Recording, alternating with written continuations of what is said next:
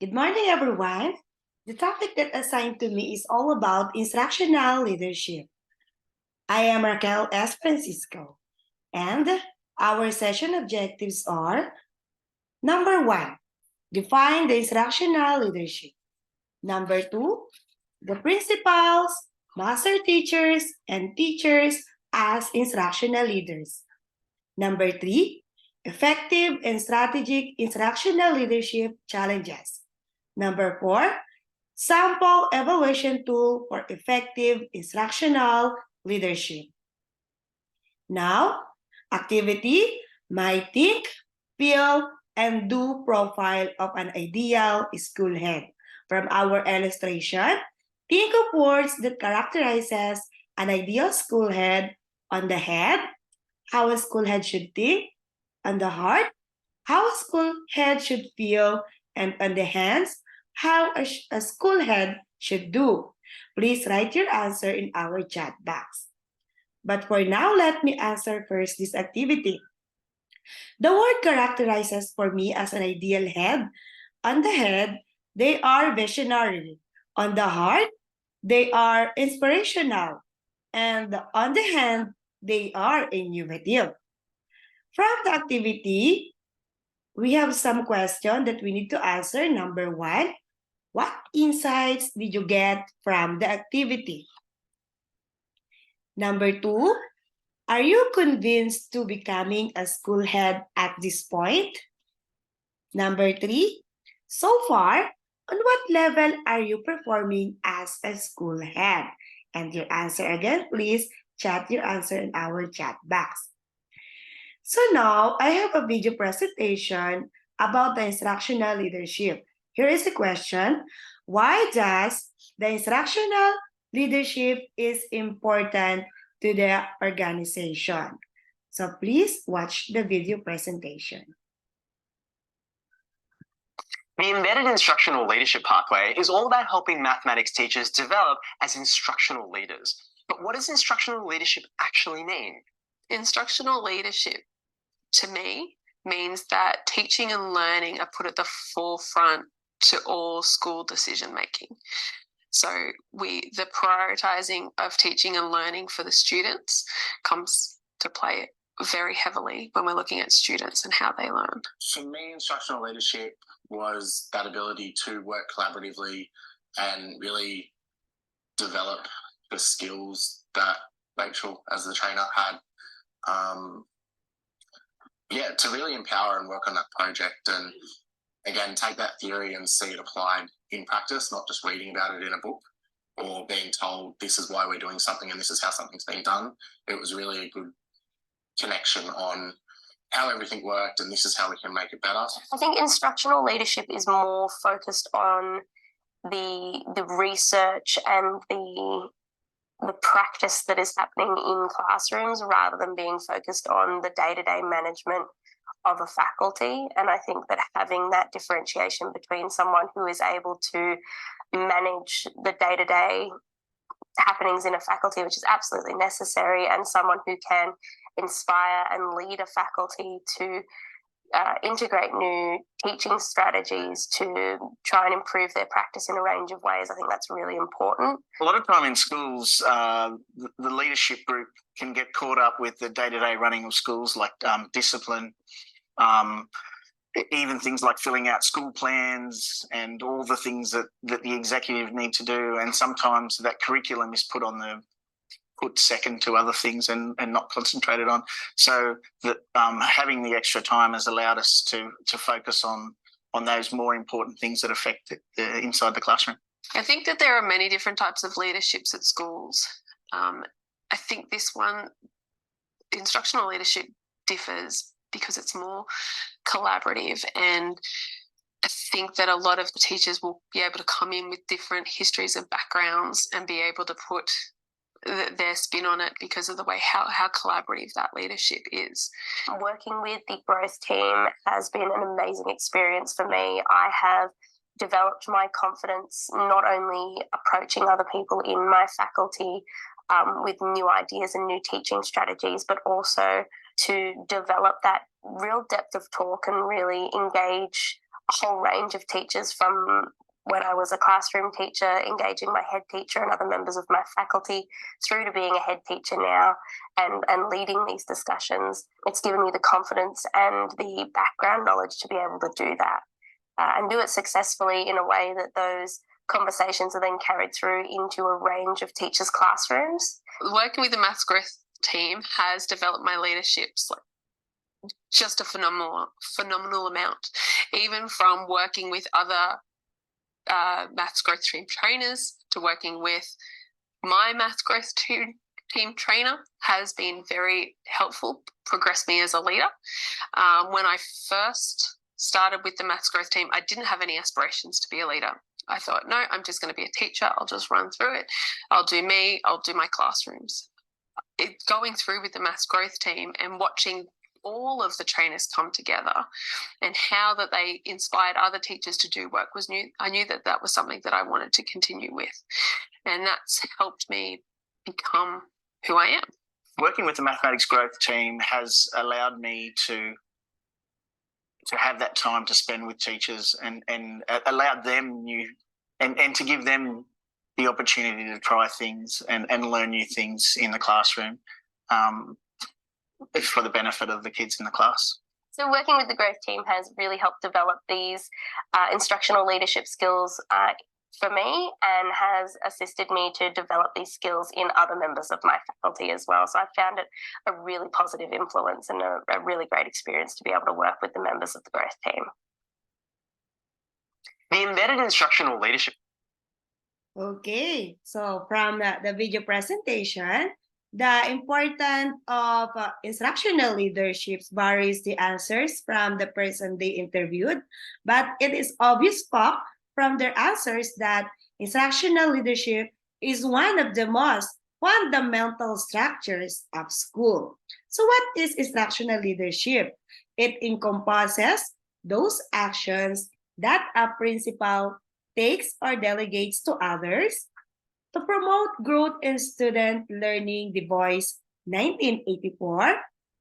It comprises the following tasks: defining the purpose of schooling, setting goal-wide goals, providing resources needed for learning to occur, supervising and evaluating teachers, coordinating staff and development programs, creating collegial relationship with and among teachers.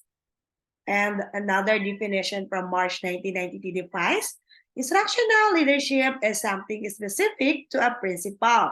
It refers to anything that school leaders do to improve teaching and learning in the school. It focuses on learning and its promotion. This is the reason why instructional leaders are also called learning learners. And from what does research tell us about instructional leadership? The Victorian Educational Leadership Consortium states the research-based conclusion related to school leadership. Number one, leadership has significant effect on student learning, second only to the effects of the quality of curriculum and teachers' instruction. Currently, administrators and teachers, leaders, provide most of the leaderships in schools, but other potential sources of leadership exist. And number three, a core set of leadership practices from the basic of successful leadership and are valuable in almost all educational contexts. Number four, successful school leaders respond productively to challenges and opportunities created by the accountability-oriented policy context in which they work. And number five, successful school leaders respond productively to the opportunities and challenges of educating diverse group of students. So according to these three researchers, instructional leadership have different definition for them, but it has only one goal. Instructional leadership are important for successful of the schools and the students. Now, who play the role of instructional leadership? Provision in RA 9155, Governance Basic Education Act 2001 states the shift in locus and focus of the leadership roles of principals in school improvement. There shall be school head for all public elementary schools or a cluster thereof. The establishment of integrated schools from existing public elementary and public high schools shall be encouraged. The school head, who may be assisted by an assistant school head, shall be both instructional leader and administrative leader. The school head shall form a team with the school teachers, learning facilitators for delivery of quality educational programs, projects, and services. A core of non-teaching staff shall handle the school's administrative, fiscal, and auxiliary services. So now let's have a short quiz. Please write true or false. Number 1, on our chat box, instructional leadership is something specific to a principal. True or false? Number 2, instructional leaders are also called managerial skills. Number 3, the school head and assistant school head are both instructional leader and administrative leader. Number 4, instructional leadership has no significant effect on student learning. And number 5, instructional leadership encompasses those actions that a principal takes or delegates to others. So these are the answer. Number 1, true. Number 2, false. Number 3, true. Number 4, false. And number 5, true. Now let's proceed with the principals as instructional leaders. Again, I have a question before I play the video presentation. Please take note of the question. How do the principals contribute to instructional leaderships in school? Please watch us the video.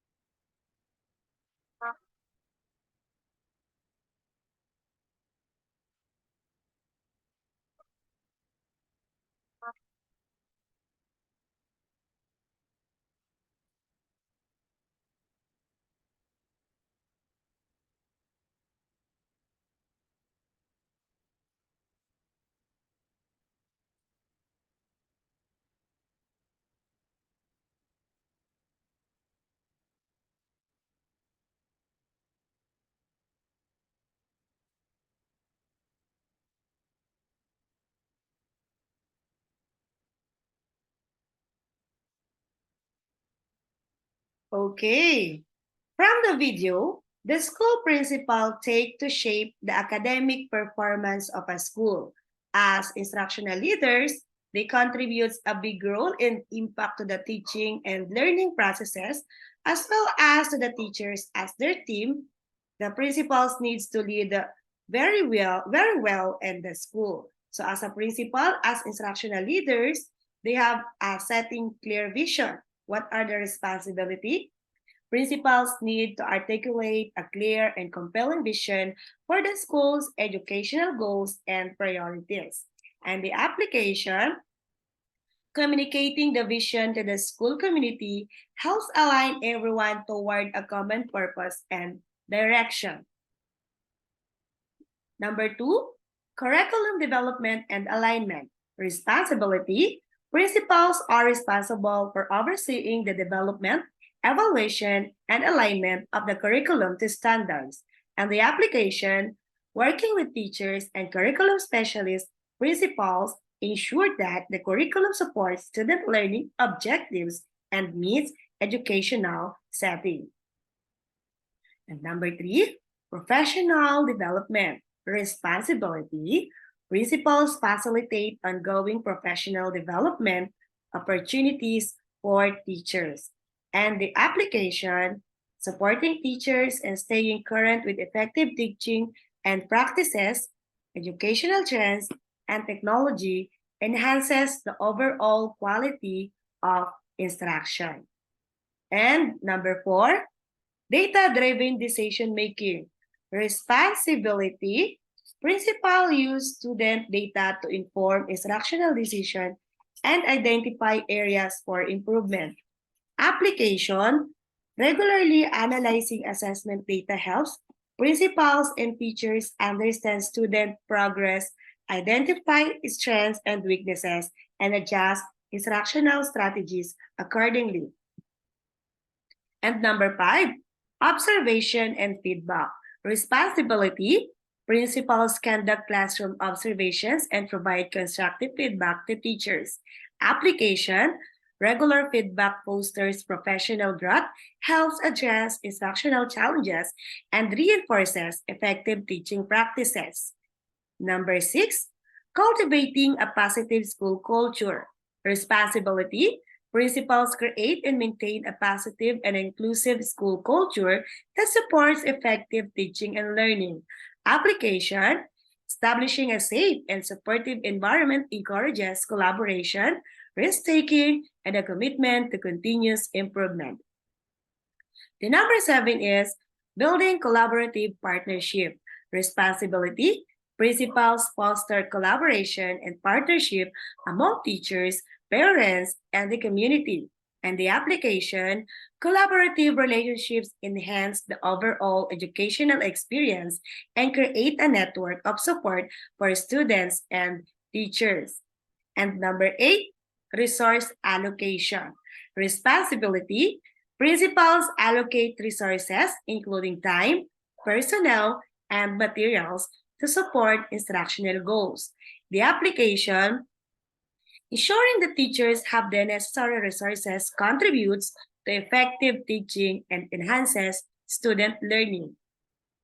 Number 9, monitor and evaluation. Responsibility. Principals monitor the effectiveness of instructional programs and evaluate their impact on student achievement. The application, regular assessment of instructional initiatives helps identify successful practices and areas for improvement.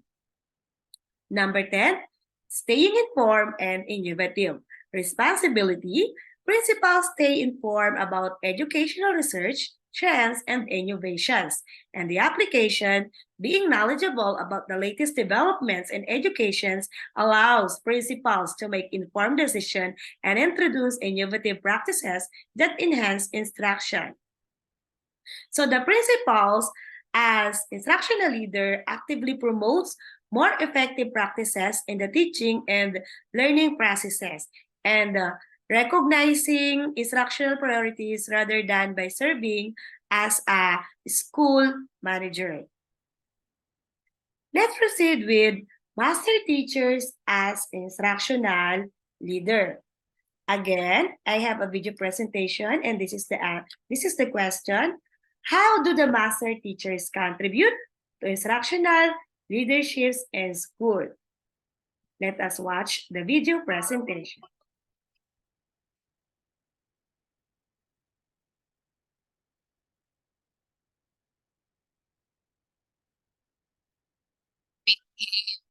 A teacher because I knew it would be a challenging and yet rewarding job. Being a beginning teacher, I feel like I still have lots to learn. It's something that I try to be my best at every single day. And I realize that I'm not perfect, but it's okay to make mistakes and try it again the next day. You always have a brand new day to keep going. All the hard work that goes into our profession is focused on one thing and one thing only: creating outstanding learning environments that yield student success. I wanted to make a difference in my profession, and becoming a master teacher allowed me to make that difference possible. It's not like you become a master teacher and you stop learning and you stop growing. No, you're right there with that beginning teacher, and you're learning and you're growing, and you are continuing in your own profession as well. So the learning never stops. The Arizona Master Teacher Program provides funding to schools while supporting master teachers with the tools and resources needed to assist their peers to become exceptional teachers and leaders in our profession.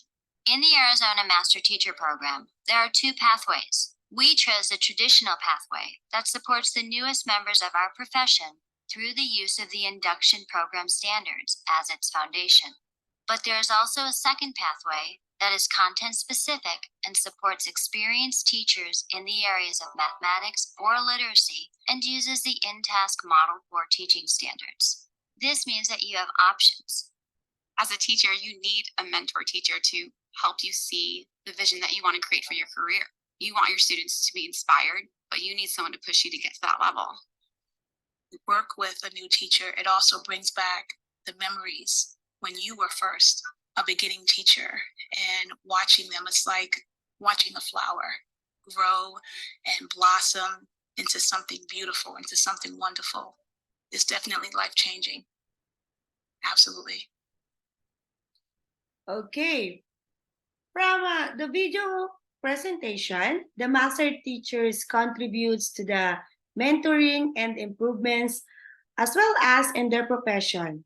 Master teachers as instructional leadership, they are content coaching and support experienced teachers for the successful of school and the learners. So master teachers as instructional leaders, number one, modeling effective teaching practices. Responsibility, master teachers serve as role models by consistently demonstrating effective and research-based teaching practices. The application, modeling instructional strategies, classroom management techniques, and student management methods helps inspire and guide other teachers. And number two, mentoring and coaching. Responsibility, master teachers provide guidance and support to less experienced teachers through mentoring and coaching relationships. The application, offering constructive feedback, sharing insights, and helping teachers navigate challenges contribute to their professional development. And number three, professional development. Responsibility, master teachers actively engage in their own professional development and share their knowledge with colleagues. Application, leading workshops, presenting at conferences, and facilitating professional learning communities contribute to a culture of continuous improvement. Number four, collaborative planning. Responsibility, master teachers collaborate with colleagues to plan and develop instructional strategies and resources. Application, collaborative planning enhances the quality of instruction, promotes the sharing of effective practices, and fosters a sense of teamwork. Number five, data and reflection. Responsibility, master teachers analyze student data and reflect on teaching practices to inform instructional decisions. Application, using data-driven insights, master teachers help colleagues identify areas for improvement and adjust teaching strategies accordingly. And number six, classroom observation and feedback. Responsibility, master teachers conduct classroom observation and provide constructive feedback to peers. The application, offering supportive and actionable feedback, helps colleagues refine their teaching methods and enhance overall instructional effectiveness. And number seven, resource sharing. Responsibility, master teachers share instructional resources, lesson plans, and materials with colleagues. And the application, creating a culture of resource sharing, contributes to a collaborative and supportive learning community. And the number eight, innovative teaching strategies. Responsibility, Master teachers explore and implement innovative teaching strategies, incorporating technology and new educational approaches. And the application, experimenting with innovative methods, inspires creativity among colleagues and contributes to the ongoing evolution of instructional practices. And number 9, advocacy for professional growth. Responsibility. Master teachers advocate for and support professional growth opportunities for their peers. And the application, encouraging participations in conferences, workshops, and advanced training contributes to the ongoing development of teaching skills. And number 10, building a positive learning community. Responsibility. Master teachers contribute to the development of a positive and a collaborative school culture. And the application, fostering a supportive environment where teachers feel valued and encouraged to share ideas, contributes to a positive learning community. So here, master teachers, the instructional leadership provided by master teachers, a combination of expertise, mentorships, and commitment to the professional development of their colleagues and for themselves. And how about with the teachers as instructional leader? Again, I have a question. How do the teachers contribute to instructional leaderships in school? Let us watch the video presentation. You looked at what it means to be a teacher leader, but how can you promote teacher leadership in your school? First, you need to understand why teacher leadership is important and how it can improve your school. If you talk to other teacher leaders, you'd hear many different perspectives on the purpose of teacher leadership and why it's important. 4 of the most common perspectives on teacher leadership are building organizational capacity, modeling democratic communities, empowering teachers, and enhancing teacher professionalism. Now that you have a general idea of the purpose of teacher leadership and why it's important, what are the benefits of teacher leadership? While large-scale studies are still needed to establish the relationship between teacher leadership and student learning, smaller studies on teacher leadership have shown many benefits, such as increased retention of excellent teachers, career enhancement, improvement of teacher leader performance, and a positive influence on other teachers. These are only some of the benefits of teacher leadership, but you can already see that teacher leadership is worth promoting in your school. Remember that one of the benefits of teacher leadership is improvement of teacher leader performance. Teacher leaders often improve their performance by conducting action research in their own classrooms. As you continue thinking about your own action research plan, you'll need to think about the ethics of the study and decide on an area of focus. Last week, you started to think about a question that you might want to answer about your own instruction. Now is the time to finalize that question so you know what area you'll be focusing on for your own action research plan. You won't actually be conducting your action research plan during this course, so you won't need to worry about obtaining Institutional Review Board or IRB approval. But it's important to understand the ethical implications of research in case you do ever conduct an action research study. Remember, when schools embrace the idea of teacher leadership, everyone benefits. So how can you promote teacher leadership in your own school and your own teaching career? Go Higher. Okay. Last week, you looked at what it means to Okay. From the video presentation, the teachers contribute to the instructional leaderships in school through various activities, such as increase of excellent teachers, career enhancement, teacher leader performance, positive influence. From the video shared to us, the importance of teacher leadership in the school is for the successful of schools and as well as in our learners. So how about teachers as instructional leaders? Number 1, they are modeling effective teaching. So what is the responsibility? Teachers demonstrate effective instructional processes in their own classrooms. An application, by modeling engaging lessons, differentiated instruction, and effective classroom management, teachers set a standard for their peers. And number 2, peer collaboration. Responsibility. Teachers collaborative with colleagues to share ideas, resources, and best practices. Application. Engaging in professional learning communities, team, meetings, and collaborative planning sessions fosters a culture of shared expertise. And number 3, professional development participation. Responsibility.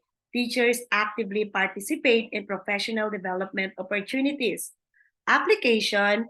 Attending workshops, conferences, and training sessions helps teachers stay informed about new teaching strategies and methodologies. Number 4, mentoring and support. Responsibility. Experienced teachers provide mentorships and support to newer colleagues.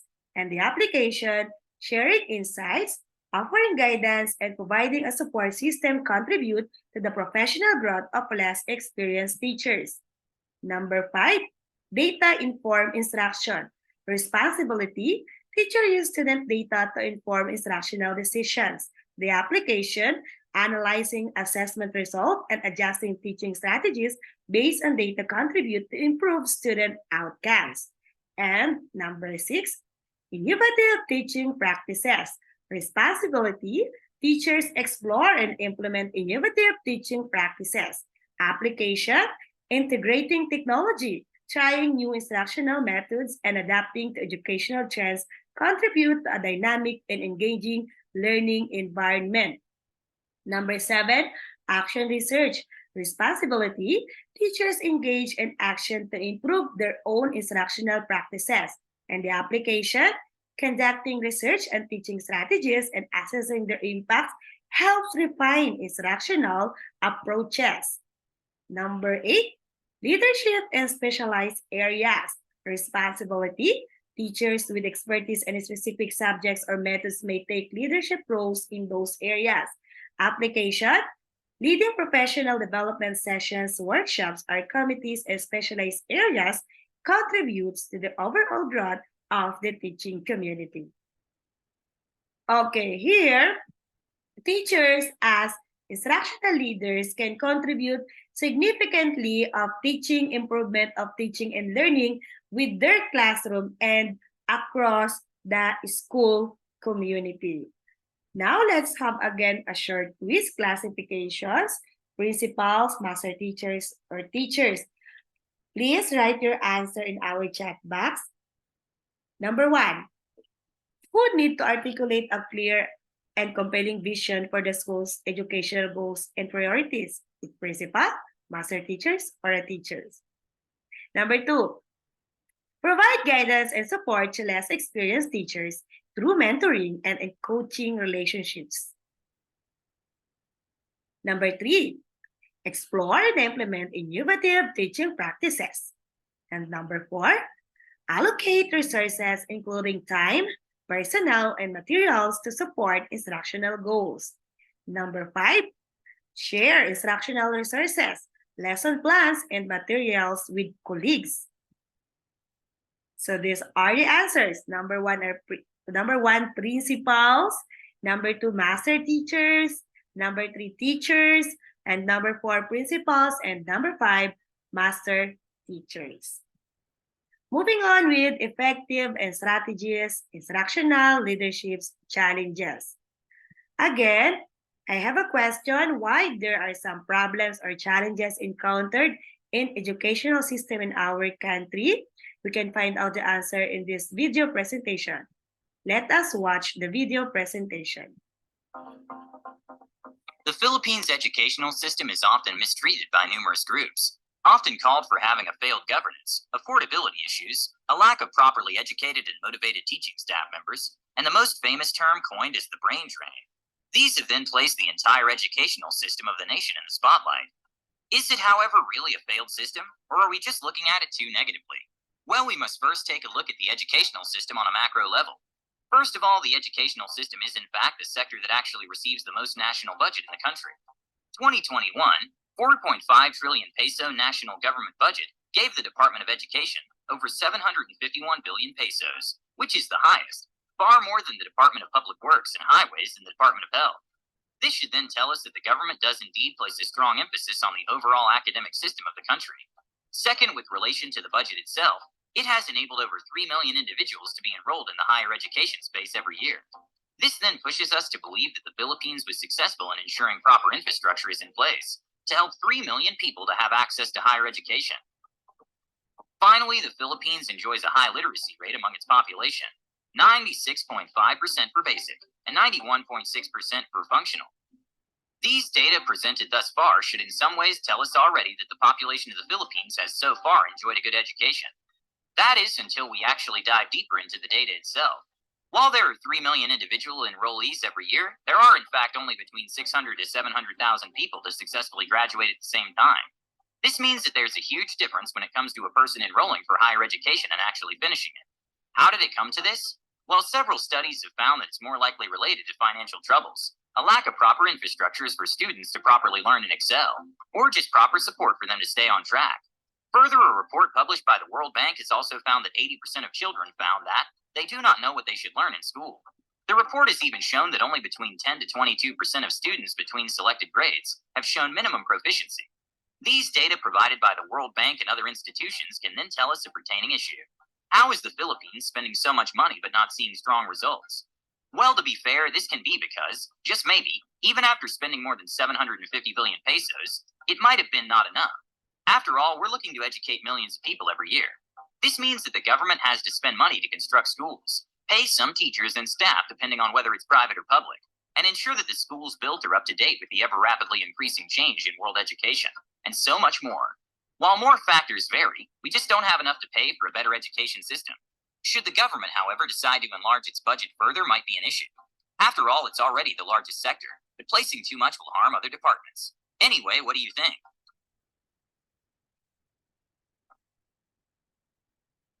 Okay. From the video presentation, we have lots of problems, and some problems or challenges encountered in educational system in our country are the one, educational crisis. And another is being in school is not the same as learning and education funding.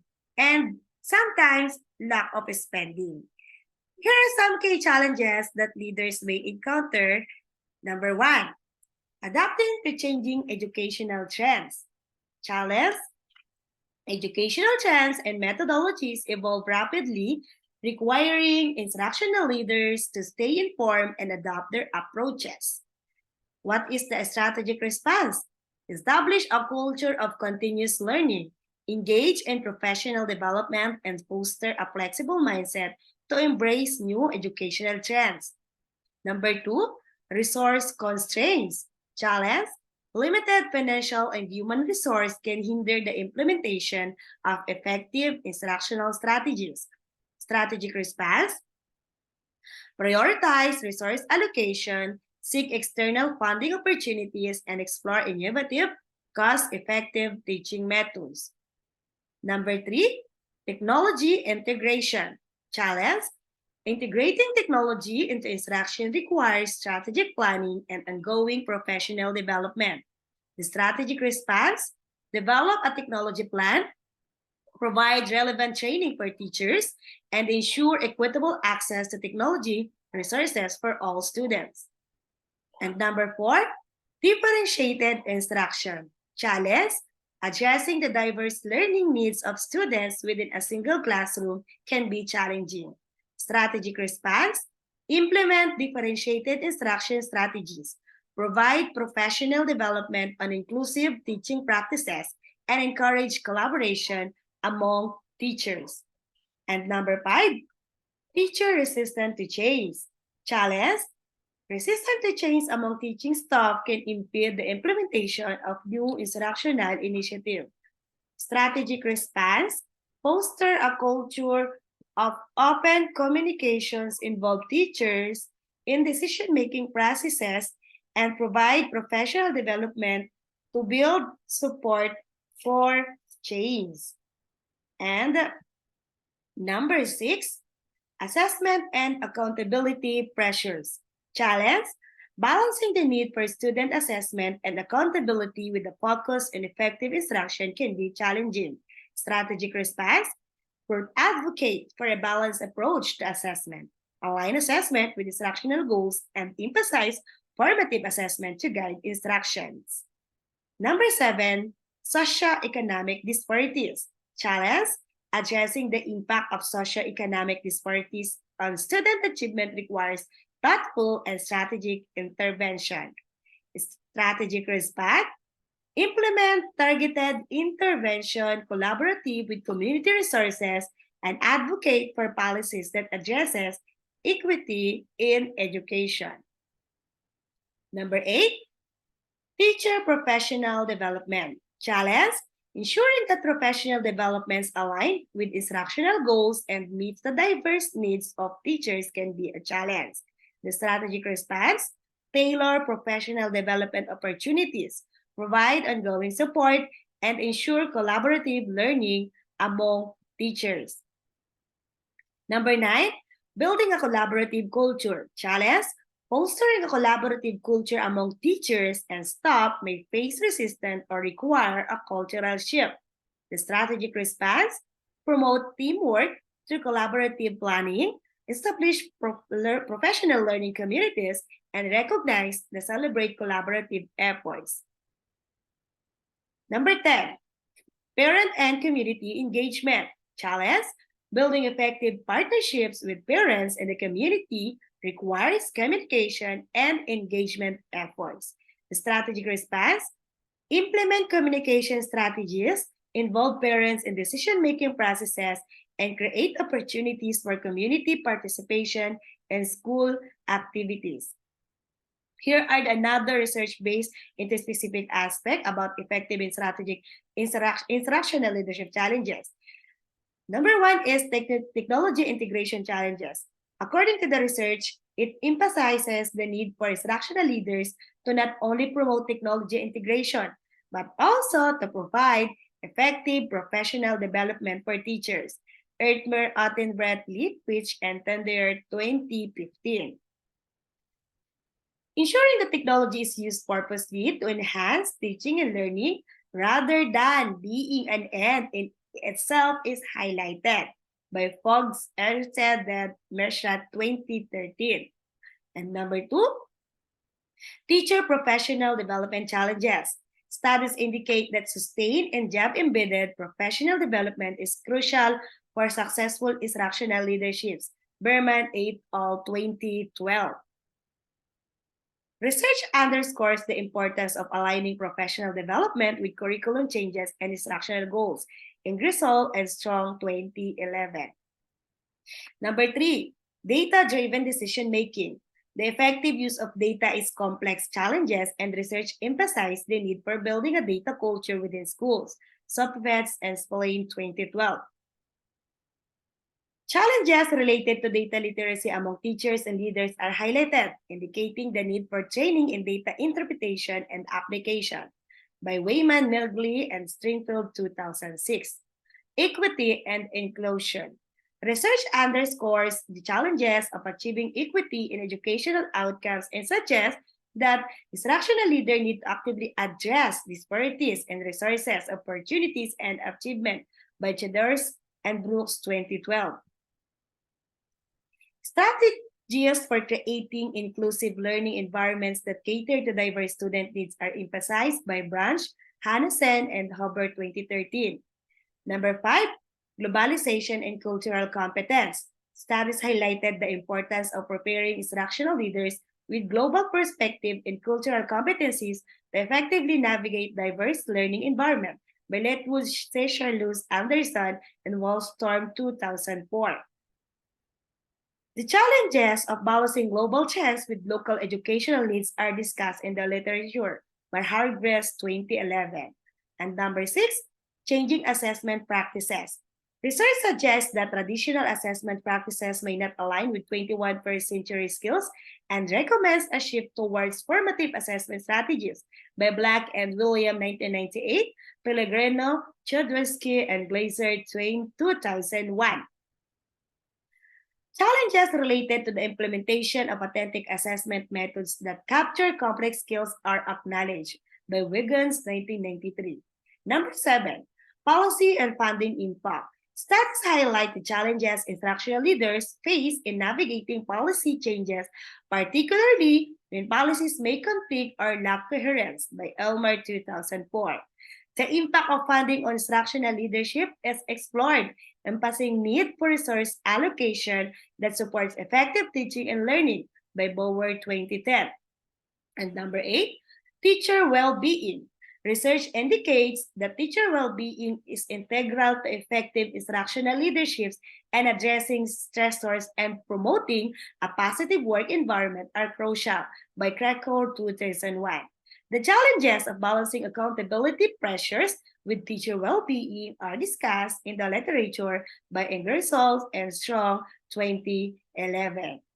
Okay, so here, effective and strategic leadership faces various challenges, reflecting the complexity of educational environments and need to balance interests. Navigating these challenges requires a combination of strategic planning, effective communication, ongoing professional development, and commitment to continuous improvement. Again, let's have a short quiz. You just put thumbs up or thumbs down in our chat box. Number 1, limited financial and human resource can hinder the implementation of effective instructional strategies. Thumbs up or thumbs down. Number 2, addressing the diverse learning needs of students with a single classroom is easier and not challenging to the instructional leaderships.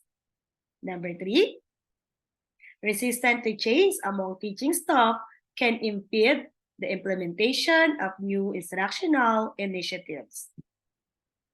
Number 4, integrating technology is not helpful into instruction, requires strategic planning and ongoing professional development.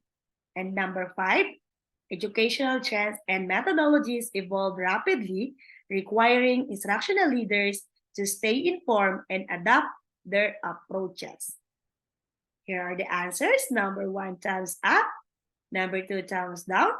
Number 3, thumbs up.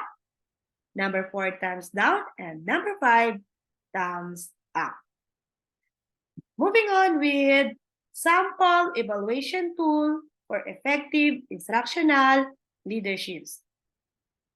Again, I have a video presentation, and the question about the video presentation is, what are the tools for the effective leaderships of principals? Let us watch the video presentation.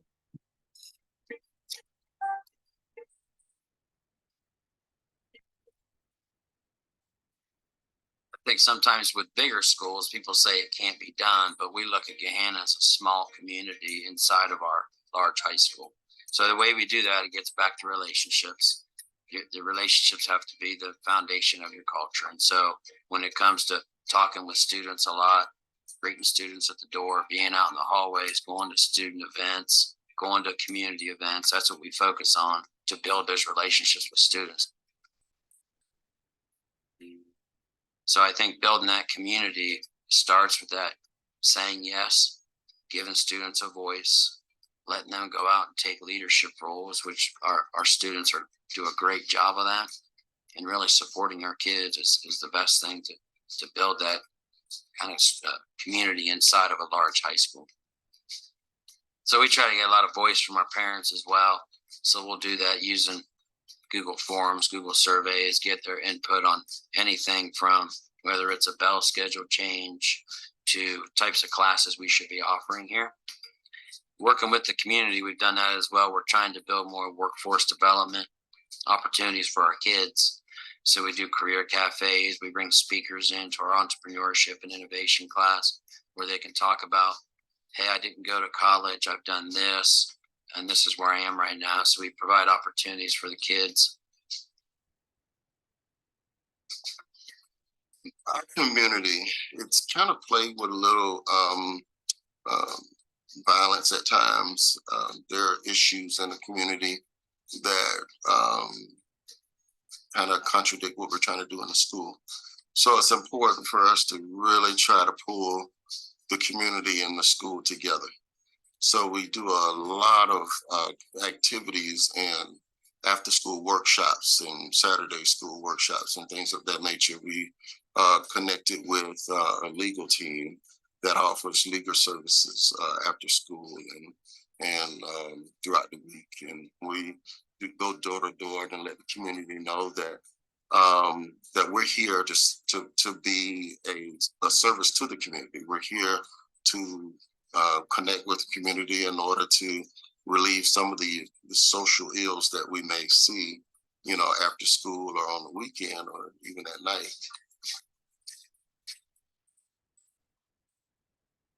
Many of our teachers have school-age children in neighboring districts, and they are the first ones to steal some good ideas. So, okay, over there, they're doing a whole school study of the book Wonder, and they had all these great activities, and then they, you know, read the book together and watched the movie. Or this district over here has a Helping Hands program where typical peers get involved with kids with various levels of disabilities and do everything from partner read to play at recess from time to time, you know, lots of different activities there.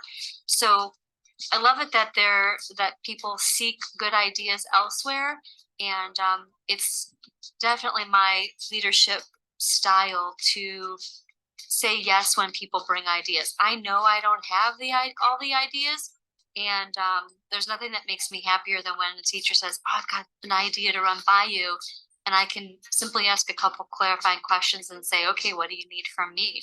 And that seems to happen a lot related to this diverse population. Okay. Okay. So from the video presentation, we can say that the effective leadership of principals have a commitment engagement, create a lot of activities connected to communication to the learners with, of course, the legal basis and others. Now, here are some examples of tool about instructional leadership. So, creating sample evaluation tool for effective instructional leadership involves identifying key indicators and criteria that reflect the competencies and the behavior associated with successful leadership in education. So here are the example: instructional supervisory plan, or the instructional accomplishment supervisory. What is this?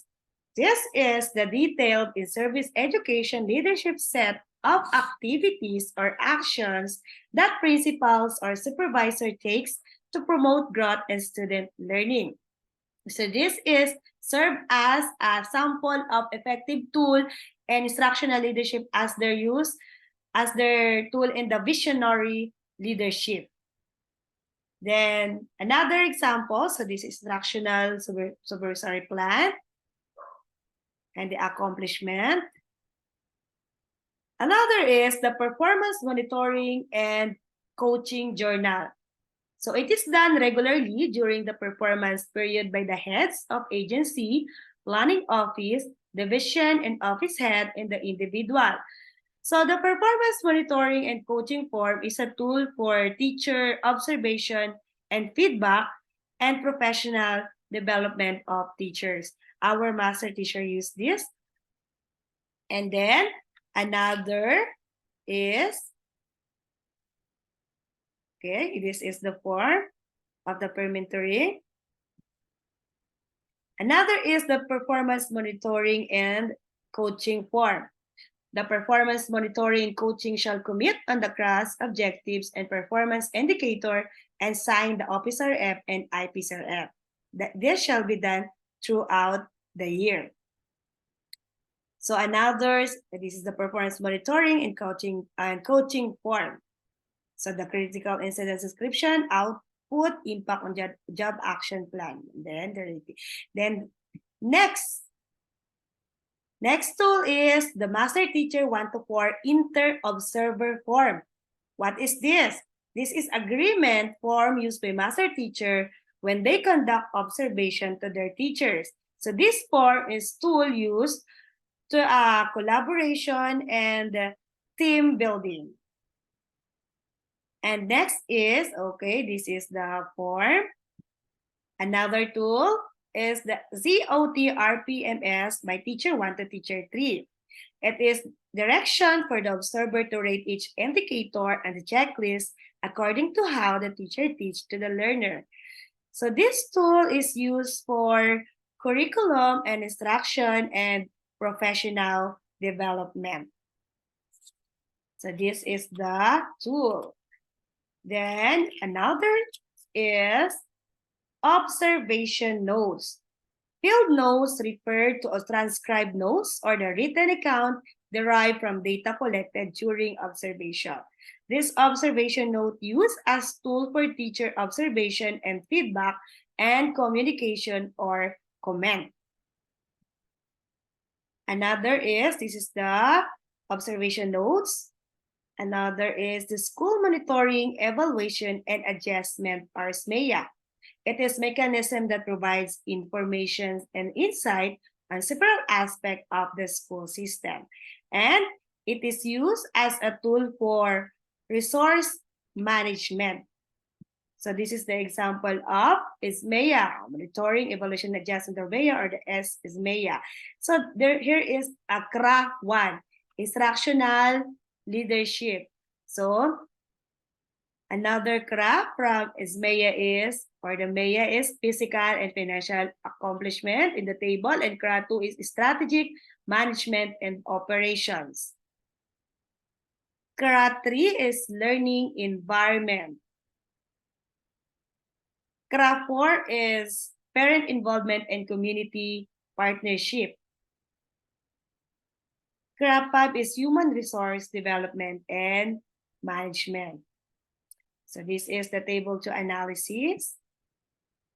Okay, it's also per quarter. The SMEA is per quarter.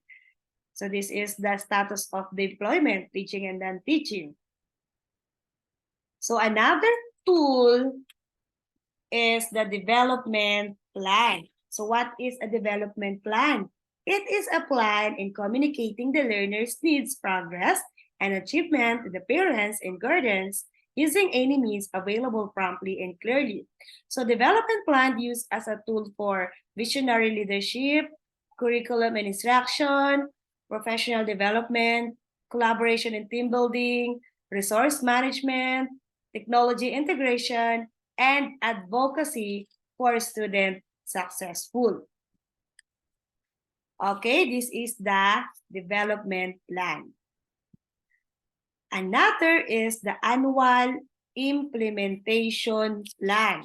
So annual implementation plan, it is a plan which outlines exactly how you will be reaching your goal for the year and who in your team is responsible for that outcomes. So this is the annual implementation plan. So here is CRA 1 leading strategically, managing school operation resources, focus on teaching and learning, developing self and others, and leading connection. Annual implementation plan has a long column. So I will send the soft copy. And then it will done annually. So the scope of annual implementation plan is all the needs of schools and learners as well as the teachers. Then Principal Office Performance Commitment and Review Form, or OPSRF, provides a venue for agreement on the standard of performance and behavior which lead to professional and personal growth in the organization.